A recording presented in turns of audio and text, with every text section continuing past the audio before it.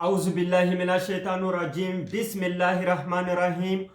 Wassalatu wassalamu ala ashrafil mursalin Muhammad sallallahu alaihi wasallam. Balma chenam so demseni ni mokoroba kataka foto deni Malikono ani malikoka au bela jele nyankuma ni émission na spécial la gifle. Mina tege doti Aboubacar Sidiki Kulokoro katlaka gongoli sigaku. Tout d'abord, on mokodo bambolo CNT konanana ko Aboubacar Sidiki Fomba. Chaque jour qu'on dort, qu'on se réveille, il y a de nouveaux dossiers. Allez critères saba de bo. Ko ira malion na kono critères saba bila ko de bato ebeke patriote. Oh, le PDG du patriotisme SA là, nyo de fo. Nambeta ambese.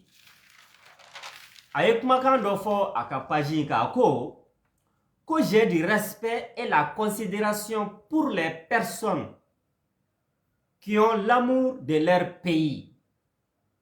Ko aleka bunya analeka karama bese mogoma jamana kanube mogomunu dusukuna malien kunda ni Aboubacar Sidiki Fomba de kakumaka ye patriotisme SA à PDG de do. À quoi fait il n'est pas donné à tout le monde d'avoir cette qualité exceptionnelle. Ah, koka faso kanu kake faso fait, faso jarabe ka doila. Les fous de la République, les fous de la démocratie, les fous du patriotisme là. Ko wala sa o kanu ka doila ko madi bema. Ko qualité exceptionnelle de do ko sonyanama mundo, c'est-à-dire beta soro mali kono quoi. Au fait, il a continué dans ses balivernes, il dit l'amour pour son pays est ko kake jamana fait jamana kanu ka do discours na kibo soro ka da fin sabadeka ayaw klo da la kan lame. Premièrement kono ko duau koni duau de bi ko kibeke faso de nyumaya. O nebe nyingao le PDG du patriotisme SA Aboubacar Sidiki Fomba e flele ko duau muinfo e de bo ke mo ye wa walma John de bo duau inke John ni John ye. Parce que pour que il patriote ale ka famiali la aka débat de ka niveau la aka nyaga ngona kuma ula ko fo duau de ka ki ko o ne be nyininga o Aboubacar Sidiki Fomba le PDG du patriotisme SA la e de bo duau ke mo ye wa walma John ni John de bo duau ke mo ye. Parce que ni ya me duau obi ke patriote e mali konana na bi de ko do de John de bo duau ke Aboubacar Sidiki Fomba était imusote ideunte parce que aube ka malien étiqueté ko sélectionner ka kina fo ni duau bi ko de bi mali konana na ebe ke patriote. En d'autres termes, oh mununte ka auka fleni fo mununte ka auka jeme fo mununte ka auka bala fo mununte ka tegere fo vivi asimi vivi shogel vivi transition ato ere kara dawuli la songala ma euro karle me ka sho sama o ni dongle dalawi munu ye critique ke olu ye faso de njugu ye o ni munu nyu ka jarabi dongle ni da olu bo mine walma olu bo convoquer. C'est pour vous dire jusqu'à quel point ni climat délétère tchete musote c'est les patriotes du 25e ère olu de nord. O anga duo ko kuma anga do fo nyoya la e ko duo ko de be mo ke patriote ne ko mi nyin ngawo duo de français jowa duau de Amérique jowa duau de Angleterre jowa duau de Chine jowa duau de Russie jamana jowa. Maintenant we malien ka jiki dusukuna ka hakli washi du kulola finalement e mogomu mason bi transition tabolo ma ibine sigi finalement ka fo iba fo e ko duau bene ko nin ko ina kele aflana ko sacrifice dawuli la songala may malikara charlatan nga jamana duau be ke segu atemene duau be ke kita atemene saraka be bo segu atemene saraka be bo kita atemene parce que Rasul alayhi salatu wassalam ako rajulun ash'asa wa aghraba mashrabu haram makelu haram maskanu haram summa yaqulu rabbi anna yustajabu lahu aw be duau fo te duau krodo ko chedo be e shiso o e haramu ye e bi dumuni mike o ye haramu ye e be du mun kɔnɔ o ye haramu ye k'e bɛ tila k'i tɛgɛ ni fila ja ko e ala ko duwawu bɛ jaabi e ye cogo di sa donc duwawu ko kuma min bɛ Mali kɔnɔ bi an kana ɲɔgɔn danagɛ ni falisen ye buta la a tɛ minɛ bi a tɛ minɛ si dɔwɛrɛ tɛ Mali kɔnɔ ni tɔɲɔni tɛ dɛ tɔɲɔni dɔrɔn sinon ni danga ko don ni duwawu ko don wallahi billahi tubabuw kun tɛ an da parce que anw bɛ ka mun kɛ duwawu ye o tɛ duwawu ye an bɛ ka mun kɛ danga ye o tɛ danga ye jamana mara nasira kan ani politiki ko nasira kan ko sacrifice ne bɛ ɲininka o le PDG du patriotisme SA Abubakar Sidiki Fɔnba sacrifice zéro e bɛ k'o de kɛ bi maliyɛnw ye parce que ni maa min bɛ ka balo illégalement et illégitimement maliyɛnw ka fromage la CNT kɔnɔna na e b'a mɔgɔw la miliyɔn kelen ni kɔ i tɛ député ye mɔgɔ ma kala ta ye i taar'i yɛrɛ sɔrɔ CNT kɔnɔ cogoya min na bɛɛ b'a kalama parce que CNT sigira les copains les coquins les voisins les amis donc ani les laquais k'olu ta k'u fara ɲɔgɔn kan k'o lisi bɔ k'o mɔ k'o da maliyɛnw tɛgɛ o CNT mun yɛrɛ ni Choguel ko kala Mayiga ko illégitime et illégal mais o ma bali ka t'i jɔ o CNT kelen ɲɛfɛ ko k'ale ka page ko k'o valider mina parenthèse dɔ dayɛlɛ mɔgɔw ko Macron ko je fais pas l'avocat du diable ni ne dimina ne bɛ yɛlɛ de ko Macron y'a fɔ k'an ka nin gouvernement ko illégitime de illégal de ko mais k'o bɛɛ la k'a bɛ ka na Mali la o n'o kuma ninnu kɔni n y'o de fɔ sisan c'est dit kɔngɔ de b'aw kɔnɔbara la a b'aw kunkolo la mɔgɔ caman ka yeta da ye nungalani sanfɛla ye Macron y'o fɔ Mali ma a bɛ ka na Mali la kuna sini wa an kɔrɔ dɔrɔn anw yɛrɛ ka premier ministre Choguel Kokala Mayiga a ye fɛn bɛɛ da CNT mɔgɔw kan yan'a ka kɛ premier ministre ye hali galankɛ m'o da bagolo kan ka fali kɛrɛkɛni da CNT kɔ la k'a giri su k'a giri tile mais don mun na o Choguel Kokala Mayiga kelen premier ministre ye n'a taar'i jɔ CNT ɲɛkɔrɔ k'a ka programme défend yen nɔ anglo et bec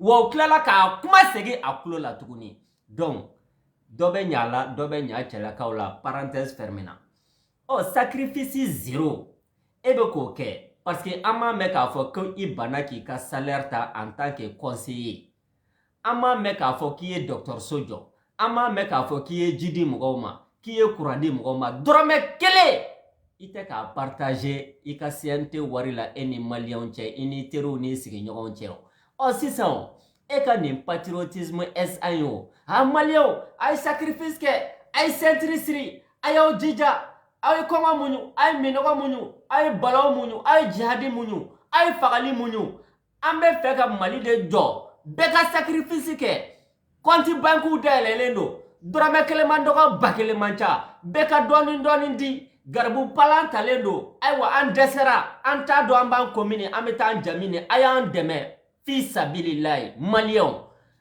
Abubakar Sidiki Fɔnba le PDG du patriotisme la ni sacrifice ko don e ka renoncer dɔrɔn i ka CNT salaire la i bɛ k'o mun dun illégalement et illégitimement parce que kala zéro maliyɛnw de y'o ta ye wa i taar'i yɛrɛ sɔrɔ CNT kɔnɔ cogoya min na bɛɛ b'a dɔn k'a fɔ effort tɛ sacrifice tɛ c'est à travers les combines la manipulation aw baden y'aw yɛrɛ sɔrɔ nin CNT in kɔnɔna na mais n y'o de fɔ ni yiriba benna dɔrɔn badenw bɛ yɛlɛ kan maliyɛnw ni duwawu b'i kɔ ni ye sacrifice kɛ o de b'i kɛ patriote ye débat de caniveau ɲɛgɛn kɔnɔ kuma na mɔgɔ dala quittons ici d'après Laurent Gbagbo donc Abubakar Sidiki Fɔnba y'a fɔ aw ni ne ɲɛna ko bɛɛ ka sacrifice kɛ compte banque dayɛlɛlen don Abubakar Sidiki Fɔnba i ka CNT salaire in i tɛ taa verser i tɛ jɛ a kɔ i tɛ garibu palani mun talen don i tɛ taa wari bila o kɔnɔ donc ɲɛmɔgɔw olu k'olu tɛ sacrifice kɛ mais wuli o wuli maliyɛnw ye sacrifice kɛ a ka débat de caniveau ɲɛgɛn kɔnɔ kuma critère 3 ale y'o de dégager n'o critère 3 t'i la ayi e tɛ patriote ye c'est comme aljinɛna don quoi silamɛya jɔsen 5 ala ko n'i m'o kɛ k'i tɛ don aljinɛ kɔnɔ Abubakar Sidiki Fɔnba patriotisme SA PDG ko critère 3 b'ale fana bolo n'i t'i yɛrɛ ye o 3 kɔnɔna na e tɛ patriote ye ko chance ko garizɛgɛ da wulila sɔngalama ye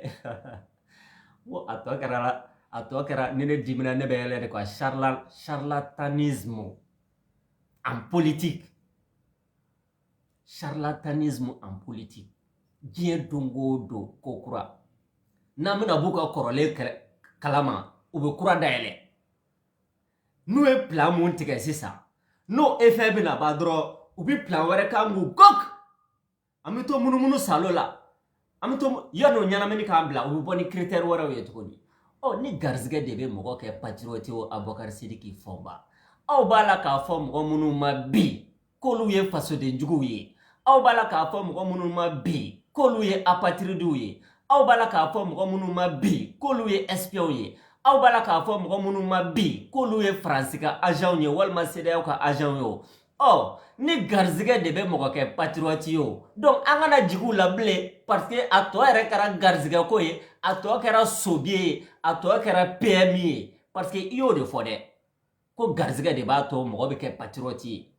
Komi an minnu ma garizigɛ sɔrɔ, o garizigɛ an t'a dɔn ni Ala de b'a di walima ni setanɛ de b'a di walima ni Abubakar Sidiki Fɔnba de b'a di PDG du Patriotisme SA. N'o y'a sɔrɔ garizigɛ bɛ mɔgɔ kɛ patriote ye. An minnu ma sɔn aw ka filefɔ ma a n'aw ka balafɔ ma a n'aw ka tɛgɛrɛfɔ ma. Komi a tɔ kɛra garizigɛ fɔ ye a kana jigin an na bilen. Débat de caniveau ɲɛgɛn kɔnɔ kuma na mɔgɔw da la. O patriote dɔw bɛ Segu ne yɛrɛ ye Segu ka den halala de o. Sɔkala kɔnɔ garankɛ kin fana ni mɔgɔ bɛ kodɔn Segu ko la n'a fɔra ɲɛna ko Sɔkala kɔnɔ o ye Segu nimayɔrɔ de ye. N'a fɔra ko garankɛ kin o y'a dan de. I tɛ se ka kɛ Segu ka den cogoya si la ka tɛmɛ garankɛ kin mɔgɔw kan. Awɔ Tarawelelakaw, Simagalakaw, Tangaraw, Talakaw, Turelakaw an bɛɛ bɛ garankɛ kin kɔnɔna na Segu. Ne nka enfance bɛɛ kɛ yen nɔ de. Mais par contre an ɲɛ bɛ mɔgɔ dɔw la Segu. Olu wuli o wuli an bɛ taa duwawu kɛ. An bɛ taa danga don. Ne ko kɔrɔw t'a ɲɛna ko mɔgɔw bɛ ji min u nun fɛ de. Aw minnu bɛ wuli ka jɔ la Segu manipulation kɔnɔna na tɛgɛrɛfɔ kɔnɔna na k'aw bɛ duwawu don walima aw bɛ danga don aw bonne chance. Mais n b'aw deli a k'a kɛ Ala ni Alakira kama. N'i bɛ Segu dragage niveau la kala danga a ye kurun ta dɔrɔn dɔrɔmɛ 50 a ka ba tigɛ a ka taa kala danga dɔ la n'aw sen sera yen aw ka danga a n'aw ka duwawu jihadisiw bɛ ko d'aw kan hali garankɛ t'o da bakolo kan. I b'i to Segu dragage la ka danganda mun ye dɛ kala dɔrɔn a ye ba tigɛ a ka taa duwawu kɛ yen a ye ba tigɛ a ka taa danga don yen n'aw ka danga n'aw ka duwawu n'o de bɛ fɛn ɲɛ Mali ye n'o de bɛ fɛn ɲɛ Maliyɛnw ye a tɔ bɛ fɔ aw kɔ. Moi je suis de Segu n'i ye Segu ba tigɛ maire tɛ yen député tɛ yen conseiller tɛ yen préfet tɛ yen juge tɛ yen gendarme tɛ yen polisi tɛ yen. Segu maires bɛɛ lajɛlen bolilen don ka n'u da Segu dugu kɔnɔna de la. Ni population mago b'u la u bɛ ba de tigɛ. U ka cachet b'u bolo saki kɔnɔna na u bɛ na u ka cachet da fo Segu dugu kɔnɔ. O bɛɛ kelen don aw sen kan. Mɔgɔ minnu dɛsɛra ka kɛnɛya kalan lakana k'o di Segu bakɔfɛlakaw ma ka tila ka école karamɔgɔw ni docteurw bɛɛ bɛ Segu dugu kɔnɔna na. Ɲɔnɔn kɛrɛbɛ tɛ ole k'aw ka wuli ka kɛlɛ kɛ pour que o cause ninnu ka ban diɲɛ don o don aw bɛ ɲɔgɔn ta ko Segu cɛkɔrɔbaw anw bɛ Segu cɛkɔrɔbaw dɔn an bɛ Segu musokɔrɔbaw dɔn wa an bɛ Segu duba bɛɛ lajɛlen dɔn. Aw bɛ b'o bɛɛ la ka Maliyɛnw manipuler Segukaw bɛ duwawu kɛ u bɛ danga don Kitakaw bɛ sarakati bɔ. Donc il est temps que an ka ɲɛ yɛlɛ. Parce que n'an bɛna bɔ ko dɔ kalama u bɛ ko wɛrɛ dayɛlɛ. On ne peut pas continuer sur ça. On ne peut pas continuer sur ça. Tout le monde sait que la transition là aujourd'hui, au-delà des déclarations de bonne volonté, il n'a pas ni qu'il y ait kulusi dɔ sama la, ni y'a kɛ i ye koba kɛ, ni ma se k'a kɛ i ye kuma balangolo de fɔ. Wa walidusu tɛ ba tigɛ dɛ. Et puis ka sɔrɔ ka aw ka incapacité k'o soci kala da CEDEAO kun ko soci kalada Fransi kun wa anyo fo yana Fransi ye dugumene songora ye kini ye Fransi tina ka kini dabla donc katla ko kalada imamu kun ko kalada leader d'opinion do kun pour que ka Maliens détourner ku orienter ku braquer sur des détails alors que les vrais responsables munun be ka balo anga impôt la primature la munun be ka balo anga impôt la gouvernement kono munun be ka balo Maliens ka impôt la CNT konana na loi 0 initiative 0 ou be ko de ta kashi francine CEDEAO ma mais dongodo milliards bubo tuni kata marché no fanke est-ce que ambe ka continuer ni folklore la wa c'est pas possible donc ou ka fali ku tereme o de be dabla o doko ama odatugo ni mi dade fie ni fa nyentomo o ni Mali e flay o be kelendi oma abe kelenta mais jusqu'à preuve de contraire ni Mali ko ni kelen peudroni ambe nyona de fo fini bo nerebo wa ambe ba masaraka sho sarada wa na jaramu na junubo balama ko sabuke munye ala ko qur'ane konana na kam min fiatin qalilatin ghalabat fiatin kaseera bi iznillah wallahu ma'as sabirina ko jamakulu fitini joli tononi o de sera jamakulu bawla munu nye tononi kelawye ko wa ala bi tientu ni sabalbi bagaw de fait Jésus au fois béni soit les soumis car ils hériteront de la terre. Oh, on est entier. Rabbana afta bainana wa baina qaumina bil haqq wa anta khairul fatihina. Parce que quand il y aura des tiens, on devait banger. Mais vous dites qu'on a tiens, majorité, jamata ou quoi? On est jamako de walmani jamako te. Nambeta ambesio. Jamana marate jamako yo. Jamana marate fanako barkadea walma do dea hotel. No do sang ma soro am frafu temena nasaraula amena pew mais tononi ni manipulation ni galontige juguya ni hasidia ka dotego ko tulula ka dotego ko jila ku siki kile koro Maliens yera damani nyogonche ko ni mu mana jamunya ko siki ka todu o dobe boka dasa go fo hali sheti wuli ka ba fanka ni bo do bora dro ka hakilla dro fo walma ka kuma ina fo premier ministre e mu fo ko nan senga na kuma na mba ndade o tigi be mene ko sago kaso konana na rebelu be Kidal oui assise nationale balika ke hali she ama wuli ka ba fanka communiquer 0 o ma se ko ke djihadistes narcotrafiquants terroristes bandits armés ou be centre la je dongodo fagali hali she Oteka wuli ka ba fanka communiquer nous yake ko on prend en témoin la communauté nationale et internationale on condamne on déplore oh premier ministre ko kono sengana kuma na ba ndade ata to anga kuma te sa ka shenya na mashibo ko kana kule Mali konana o kule amba ke paratata pia ni mumbe boala tanki angon be balola ambe kuma pia na te fe anga kuma de yoro kilen pewdoro ne be no na yo an lase dongodo o kuma bane jeso sigila lahara awne ala amba jate da nyoko teka o kaburu konana dorone sinon on va vous dénoncer pour le seul intérêt supérieur du Mali. Wassalamu alaikum wa rahmatullahi ta'ala wa barakatuh. Donc Maliens, on nous conduit droit au mur. C'est ça les faits. Mais un mensonge répété plusieurs fois devient une vérité. Ni continuera à manipuler, à propagande, à communication. Finalement, mougo rebe da okola. Sinon, au résultat B. Ni sambe kana. Iba don choko di ko sambe kana. Hal ni ye fientoy. Hal ni ye klogere, hal ni ye dagaray, iba don a fo sambe na parce que i farkolo ba santi. Walma iba na tolay. Okoro ko sambe kana. Mais nunu mbe ka fo aw ni nyena. Sambe kana. O ni finteni be iba don chogodi i re farkolo la. Ni nene be iba don chogodi i farkolo la. Ni kongo bila iba do chogodi i ventri i konobara bi appel ke ye iba do nga fo etene konobi wa n'i man kɛnɛ i b'a dɔn cogo di dimi mun b'i kan. Donc maintenant n'an ye aw ka nin propagande ni nin communication mécanisme ninnu fara ɲɔgɔn kan an bɛ ka baromètre mesurer ni jumɛn ye 0. Donc Fɔnba e ko garizɛgɛ ani duwawu ani sacrifice nin saba si tɛ e yɛrɛ la PDG du patriotisme SA patriote de 25e heure i ni ɲɔgɔnna baden. Wassalamu alaikum warahmatullahi ta'ala wabarakatuh. An ka vidéo partager parce que ne dimina ne bɛ yɛlɛ de quoi. Page bloqué donc a visibilité réduit do.